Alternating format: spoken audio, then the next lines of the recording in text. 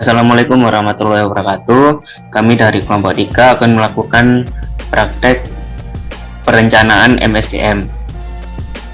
Ya, sebelumnya saya akan memperkenalkan diri terlebih dahulu.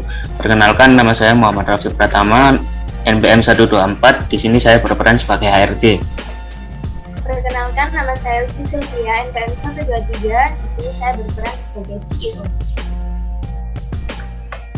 Perkenalkan, nama saya Retno Dwi Astuti, NPM 096, berperan sebagai manajer operasional. Perkenalkan, nama saya Nurrahma Yulianita, NPM 120. Di sini saya sebagai supervisor.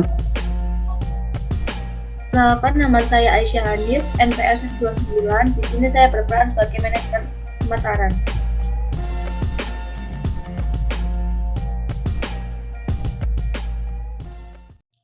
Assalamualaikum warahmatullahi wabarakatuh. Selamat siang, Ibu dan Bapak. Di rapat kali ini, kita akan membahas tentang perekrutan karyawan yang akan ditempatkan di Surabaya. Dan salah satu karyawan yang akan kita rekrut adalah untuk barista yang akan ditempatkan di Surabaya. Untuk kelanjutan jalannya rapat, saya serahkan ke Ibu CEO. Ya, terima kasih untuk Ibu Retno. Nah, seperti yang sudah dijelaskan oleh Ibu Retno, bahwa di sini kita akan membuka cabang baru, di mana kita membutuhkan karyawan untuk jabatan barista. Nah, untuk kriteria karyawan sendiri ini seperti apa? Mungkin bisa dijelaskan oleh Bapak Raffi. Ya, baik Bu. Terima kasih untuk waktunya. Ya, untuk kriteria barista untuk perusahaan kita ya, kan karena perusahaan kita ini udah punya nama dan udah profesional. Ya, saya menginginkan barista yang memiliki berketerampilan dalam komunikasi dengan pelanggan. Lalu yang kedua, barista tersebut harus mempunyai semangat belajar. Ya, semangat belajar di sini itu dalam artian ya kembali lagi kita kan profesional ya, dan mesin-mesin yang kita pakai itu mesin-mesin yang sangat maju. Jadi barista tersebut harus punya semangat untuk belajar itu tadi. Lalu yang ketiga, mempunyai kemampuan untuk beradaptasi di lingkungan kerja yang serba cepat. Ya, sama seperti yang saya sebutkan sebelumnya, bahwa di sini tuh kita memiliki mesin-mesin yang teknologi terdepan. Jadi barista tersebut juga harus bisa bekerja serba cepat. Lalu yang terakhir yaitu mampu membangun hubungan dengan pelanggan. Ya, di sini membangun hubungan dengan pelanggan itu seperti bisa menghafalkan nama-nama pelanggan tetap. Jadi kita pelanggan tersebut itu bisa merasa nyaman di coffee shop kita itu. Ya, cukup. Ya, dari apa yang sudah dipaparkan oleh Bapak Raffi, saya sepakat. Mengingat kita sudah mempunyai nama, jadi kita membutuhkan barista yang kompeten. Nah, untuk sistem seleksinya sendiri itu seperti apa ya? Mungkin bisa dijelaskan oleh Ibu Retno. Untuk sistem perekrutannya, kita akan menggunakan metode eksternal, Bu, yaitu metode yang bisa kita gunakan adalah melalui perekrutan internet, melalui bursa kerja virtual, menggunakan web perusahaan juga bisa, Bu, dan kemudian menggunakan Naslink. Naslink itu sebuah web yang bisa diakses oleh para mahasiswa. Seperti itu, Bu.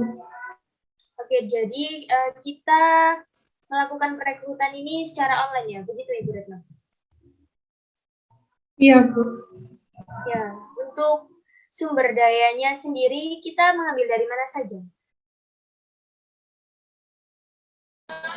Untuk sumber dayanya, kita juga mengambil dari eksternal, ada SMA, sekolah kejuruan, komunitas kuliah, akademi dan universitas, pesaing dan pengusaha lain, pengangguran, dan yang terakhir pekerja mandiri, Bu. Oke, baik. Nah, untuk sistem perekrutan ini, kita dalam memasarkan iklannya itu seperti apa ya?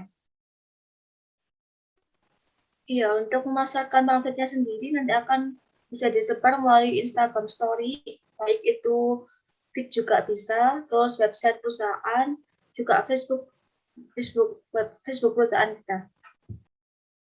Nah, untuk sistem seleksinya sendiri ketika wawancara diadakan secara offline atau online? Ya, kalau dari saya menyarankan seleksi atau wawancara itu secara offline ya, mengingat kita itu membutuhkan tenaga yang ahli di bidang barista ini. Jadi takutnya kalau online kita itu tidak bisa menilai apakah barista tersebut itu benar-benar ahli di bidangnya atau bukan. Gitu. Ya, oke. Baik, saya setuju dengan pendapat Bapak. Nah, untuk jadwal perekrutannya sendiri maupun seleksi ini apakah sudah ada progres? Ya, untuk proses seleksi dan jadwal seleksinya itu dari saya sudah membuat jadwalnya ya dengan rincian sebagai berikut. Penerimaan surat lamaran kerja itu terkumpul tanggal 18 sampai 25 Oktober 2021.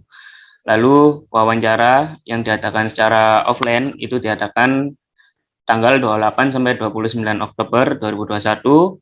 Ya, lalu yang masa percobaan atau masa training itu diadakan tanggal 1 sampai tanggal 8 November 2021. Lalu untuk keputusan penerimaan itu tanggal 10 November 2021. Gitu, Bu. Ya, baik. Untuk trainingnya sendiri. Untuk trainingnya, saya sendiri yang akan mengawasi dan mengontrol para calon pekerja. Begitu, Bu. Ya, dari hasil yang sudah saya dengar semuanya sudah prepare, mungkin bisa segera dijalankan. Nah, semoga perekrutan ini berjalan dengan lancar. Saya kembalikan ke Ibu Retno. Terima kasih Ibu untuk waktunya. Baik, untuk rapat tentang perekrutan karyawan ini cukup sampai di sini. Tinggal menunggu pelaksanaannya. Untuk rapat saya tutup. Sekian. Assalamualaikum warahmatullahi wabarakatuh. Waalaikumsalam. Ya, sekian presentasi dari kelompok 3. Mohon maaf jika ada salah kata. Akhir kata, wassalamualaikum warahmatullahi wabarakatuh. Waalaikumsalam.